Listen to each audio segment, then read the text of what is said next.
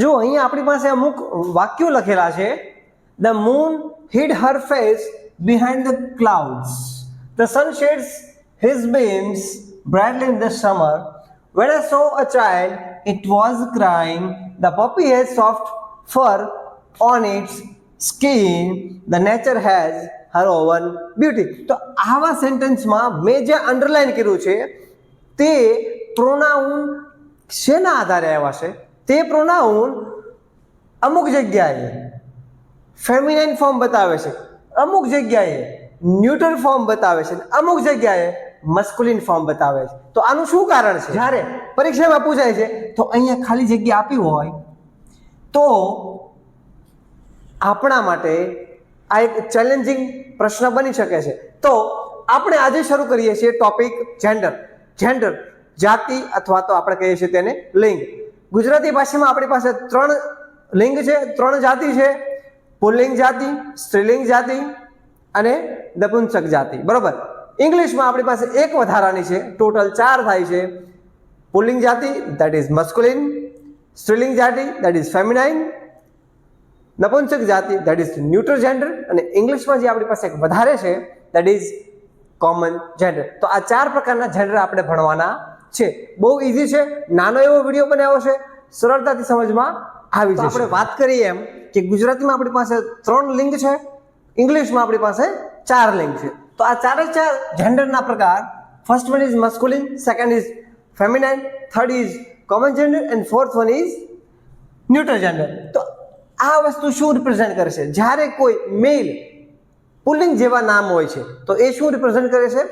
એ મસ્ક્યુલિન form represent કરશે. આપણી પાસે એવા ઘણા શબ્દો છે, જુઓ મેન, રાઈટ? મેન શબ્દ છે એ પુલ્લિંગ છે, કારણ કે મેન સામે વિમેન એ કેવું છે? એ સ્ત્રીલિંગ છે.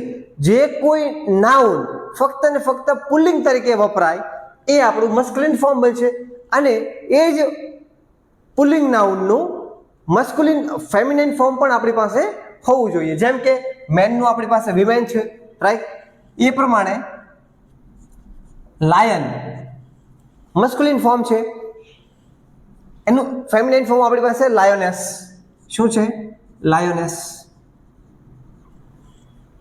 સમજાય છે? હવે જુઓ, એવા જ આપણી પાસે બીજા શબ્દો છે, જેમ કે હોર્સ, એનું ફેમિનાઇન ફોર્મ છે મેર. પછી એક શબ્દ છે હીરો, ફેમિનાઇન ફોર્મ છે એનું હિરોઈન. ખ્યાલ પડે છે? તો આવા ઘણા બધા શબ્દો આપણી પાસે છે. Boy, girl.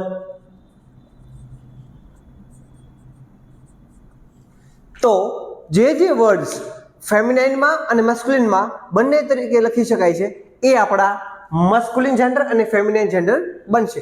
હવે આ સિવાય આપણે વાત કરીએ એક ન્યુટ્રલ જેન્ડરની. તો કે ન્યુટ્રલ જેન્ડર મતલબ કે એવા નામ કે જેને જેન્ડર સાથે કોઈ લેવા દેવા નથી, કે જેનું જેન્ડર નક્કી કરી શકાતું નથી. હા, જો કોઈ એવા નામ આવે કે જેનું જેન્ડર યા તો મસ્ક્યુલિન હોઈ શકે યા તો ફેમિનાઇન હોઈ શકે, તો એવા નામ હોય તો એને આપણે કોમન જેન્ડર કહીશું. જેમ કે આપણે વાત કરીએ નેબર.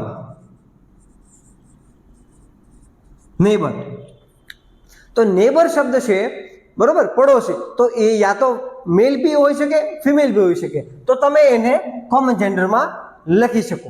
વર્ડ બીજો છે professor, teacher, mentor, actor, right? હવે જનરલી એક્ટર પણ શબ્દ કેવો બની ગયો છે? એ કોમન જેન્ડરમાં ગણાય છે.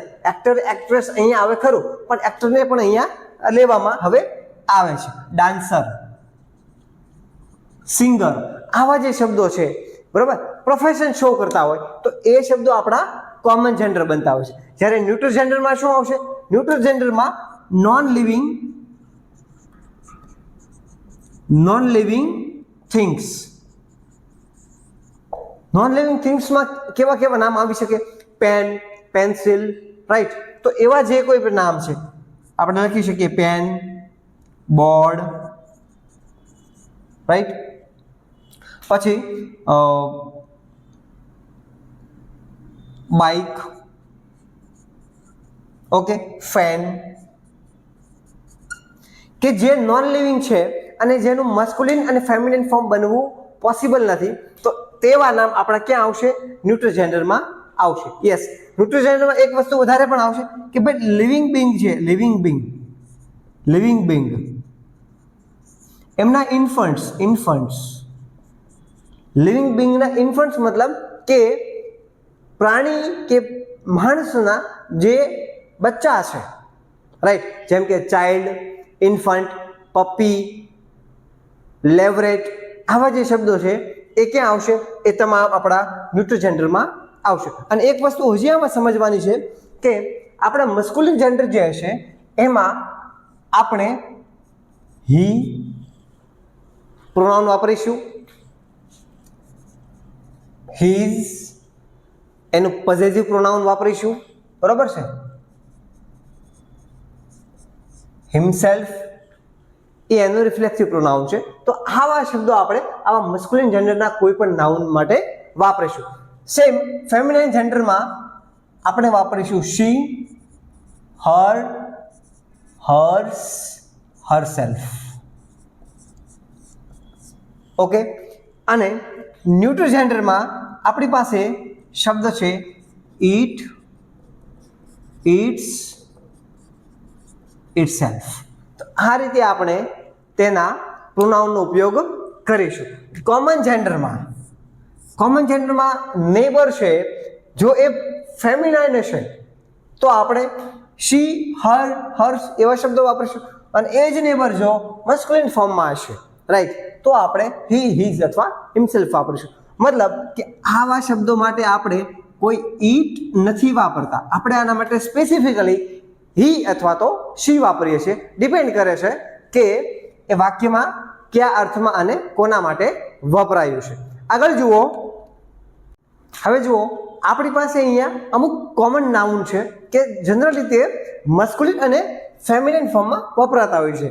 Man, woman, horse, mare, god, goddess, dog, bitch, lion, lioness, peacock, peahen, king, queen, tiger, tigress, hero, heroine, author અને ઓથરેસ. તો આ શબ્દો છે એ જનરલી મસ્ક્યુલિન ટુ ફેમિનિન ફોર્મમાં વપરાતા હોય છે. આપણે જોયું કે ઘણા બધા શબ્દો આપણે મસ્ક્યુલિન અને ફેમિનિન ફોર્મમાં લખતા હોઈએ છીએ, બરોબર, પણ આપણી પાસે ઘણા એવા શબ્દો છે, ઘણા બધા એવા નામ છે જેને પર્સોનિફાઈડ કરીને, મતલબ કે જે લિવિંગ નથી પણ એને લિવિંગ બતાવી અને તેમાં આપણે મસ્ક્યુલિન અથવા ફેમિનાઇન જેન્ડર હોય તેવા ભાવ રજૂ કરીએ છીએ.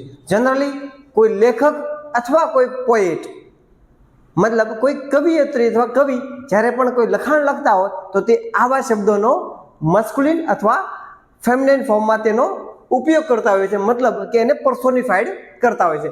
આવા શબ્દો જે છે sun, winter, death, truth, summer, time, volcano, તો આવા શબ્દોને એ પર્સોનિફાઈડ કરી અને શેમાં બતાવે છે?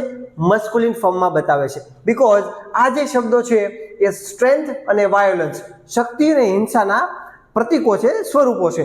સિમિલરલી ફેમિનાઇન હોય અમુક શબ્દો છે જે હંમેશા ફેમિનાઇન ફોર્મમાં વાપરતા હોય છે, મતલબ કે પર્સોનિફાઈ કર્યા પછી તેને સ્ત્રીલિંગ તરીકે જોતા હોય છે.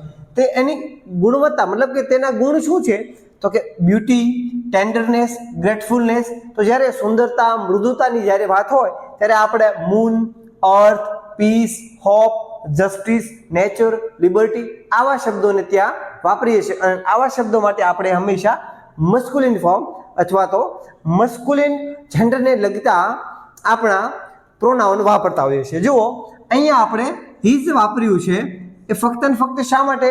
બીકોઝ સન છે એને પર્સોનિફાઈડ કરી અને આપણે મસ્ક્યુલિન ફોર્મમાં ગણ્યું છે. અહીંયા આપણે મૂન માટે હર ફેસ લખ્યું છે. હર પ્રોનાઉન શા માટે વાપર્યું? કારણ કે અહીંયા આપણે મૂનને પર્સોનિફાઈડ કરી અને આપણે ફેમિનાઇન ગણ્યું છે. તો આ રીતે આપણી પાસે આવા જે અમુક શબ્દો છે કે જેને આપણે પર્સોનિફાઈ કરી અને યા તો મસ્ક્યુલિન ફોર્મમાં લખીએ છીએ યા તો ફેમિનાઇન ફોર્મમાં લખીએ છીએ. હવે આપણી પાસે અહીંયા શબ્દો છે મસ્ક્યુલિન અને ફેમિનિન ફોર્મમાં કઈ રીતે કન્વર્ટ કરવા. મતલબ આપણી પાસે એક સિમ્પલ પેટર્ન છે કે તમે મસ્ક્યુલિનમાંથી જ્યારે કોઈ ફેમિનિનમાં ફેરવો છો કોઈ નામને, તો નાઉનને છેડે સફિક્સમાં ESS લગાડવાથી તેનું ફેમિનાઇન બનતું હોય છે. જનરલી આવા આપણી પાસે ઘણા બધા એક્ઝામ્પલ છે, ઓથર, ઓથોરેસ, બેરન, બેરોનેસ. તો આ તમામ શબ્દોમાં રાઈટ તમામમાં આપણે પાછળ છેડે ESS લગાડી અને કોઈ પણ મસ્ક્યુલિન નામનું ફેમિનાઇન ફોર્મ બનાવી શકીએ છીએ. એ સિવાય અહીંયા આપણી પાસે હવે અમુક શબ્દો છે જેને મસ્ક્યુલિનમાંથી ફેમિનાઇન ફોર્મમાં ફેરવવા માટે આપણે છેડે ESS તો લગાડીશું, બટ મસ્ક્યુલિન ફોર્મમાંથી અંતે આવતા વોવેલને ઓમિટ કરીશું, મતલબ કે વોવેલને કાઢી નાખશું. તો જો એક્ટ્રેસ લખવું છે તો એમાંથી ઓ ઓમિટ કરી નાખો તો શું બનશે? એક્ટર, પછી ES લગાડવાનું છે. તો આ રીતે તેનું મસ્ક્યુલિનમાંથી ફેમિનાઇન ફોર્મ બનશે. કંડક્ટરમાંથી કંડક્ટ્રેસ બનશે ક્યારે? જ્યારે તમે મસ્ક્યુલિન નામમાંથી ઓ ઓમિટ કરી દેશો, વોવેલ ઓમિટ કરી દેશો. સેમ પ્રિસેપ્ટર છે તો પ્રિસેપ્ટરમાંથી ઓ ઓમિટ કરી દો અને પછી અંતે ESS લગાડો. તો આ રીતે તેનું ફેમિનાઇન ફોર્મ બનશે. સિમ્સ્ટરમાં પણ તમારે સિમ્સ્ટ્રેસ કરવાનું છે. સિમ્સ્ટ્રેસ કરશો તો તમારે અહીંયા ઈ ઓમિટ કરવો પડશે. ટ્રેટરમાં ઓ ઓમિટ કરવો પડશે. વેઇટરમાં ઈ ઓમિટ કરવો પડશે. નિગ્રોમાં ઓ ઓમિટ કરવો પડશે. એ જ મુજબ એબોર્ટમાં જો ઓ અને ટી બંને કાઢવો પડશે, રાઈટ. એમ્પિયરમાં ઓ અને આર બંને તમારે રિમૂવ કરવા પડશે. હન્ટરમાં ઈ રિમૂવ કરવો પડશે. ફાઉન્ડરમાં ઈ રિમૂવ કરવો પડશે. પછી ઇન્સ્ટ્રક્ટરમાં ઓ રિમૂવ કરવો પડશે. માસ્ટરમાં તમારે સ્પેલિંગમાં અહીંયા એક ફેર છે એ બી જ્યારે લેવાનો છે, પ્લસ ઈ રિમૂવ કરવો પડશે. પ્રિન્સમાં ઈ રિમૂવ કરી અને ESS લગાડવાથી આવા મસ્ક્યુલિન ફોર્મનું તમે ફેમિનાઇન ફોર્મ બનાવી શકો છો. એક્ઝામ્પલ આ બધા બહુ જ મહત્વના છે અને એક્ઝામમાં આ પૂછાઈ શકે છે અને ઘણી વખત પૂછાયા પણ છે. તો આપણા ધ્યાનમાં આ વસ્તુ હોવી જોઈએ. હવે આ સિવાય કોમન રીતે આપણે મસ્ક્યુલિનમાંથી ફેમિનાઇન ફોર્મમાં તો આપણે ઘણા શબ્દો બનાવી શકીએ, પરંતુ એ સિવાય પરીક્ષાલક્ષી ખૂબ જ મહત્વના હોય તો એવા આપણા ઇરેગ્યુલર ફોર્મ છે જેને મસ્ક્યુલિનમાંથી ફેમિનાઇનમાં કન્વર્ટ કરવામાં કોઈ એવા નિયમો લાગુ નથી પડતા, પણ તેના ઇરેગ્યુલર ફોર્મ હોય છે અને પરીક્ષા બાબતે આ મહત્વના છે. જુઓ, bachelor, spinster, boy, girl, brother, sister, buck, doe, bull, cow, bullock, heifer, હાચ, roe, horse, mare, husband, wife, king, queen, landlord, landlady, man, woman, monk, nun. તો આવા જે શબ્દો છે અહીંયા પણ લખ્યા છે. Cock, hen, colt, filly, dad, mom અથવા daddy, mummy, dog, bitch, earl, countess, father, mother. Gender, જો આ સ્પેલિંગમાં થોડુંક ધ્યાન રાખજો. GENDER, જેન્ડર મતલબ જાતિ થાય. જેન્ડર મતલબ એક પ્રકાર એક પક્ષીનું નામ છે. Gender, goose, ram, ewe, stag, hind, nephew, niece, son, daughter, wizard, witch, uncle, aunt. કોઈ પણ શબ્દનો આપણને કદાચ પ્રોનાઉન્સિએશન ક્યાંક નથી આવડતું તો એનો કોઈ ઇશ્યુ નથી, પરંતુ તેના સ્પેલિંગમાં ભૂલ પડવી જોઈએ નહીં. સ્પેલિંગના આધારે તમારે હંમેશા સતર્ક રહેવાનું છે અને તેના આધારે જ તમારા પ્રશ્નોના જવાબ લખવાના છે. તો આ આપણો ટોપિક હતો જેન્ડર, દેટ ઇઝ જાતિ અથવા લિંગ, જેને આપણે કમ્પ્લીટ કર્યો છે. આમાં તમને કોઈ પ્રશ્ન હોય તો તમે કમેન્ટ બોક્સમાં જાણ કરી શકો છો, અથવા આપણી ટેલિગ્રામ ચેનલમાં તમે આ બાબતનું વધારાનું મટીરિયલ પણ મેળવી શકશો. ટેલિગ્રામ ચેનલની આપણી લિંક નીચે આપેલી છે ડિસ્ક્રિપ્શનમાં. અને એ સિવાય આગળના લેક્ચરના વિડીયો જલ્દીથી આપણે મૂકશું. કમેન્ટમાં લખો તમારે કયા વિડીયોની હવે જરૂર છે, તો આપણે એ ટોપિક ઉપર વિડીયો બનાવી અને અપલોડ કરીશું. જો બાકીના વિડીયો તમારા જે જોવાના બાકી હોય, જે યુટ્યુબમાં અપલોડ થઈ ગયા છે, તો આપણી ચેનલને સબસ્ક્રાઈબ કરો અને પ્લેલિસ્ટમાં જઈ અને બાકીના વિડીયો ટોપિક વાઇઝ તમે જોઈ શકો છો.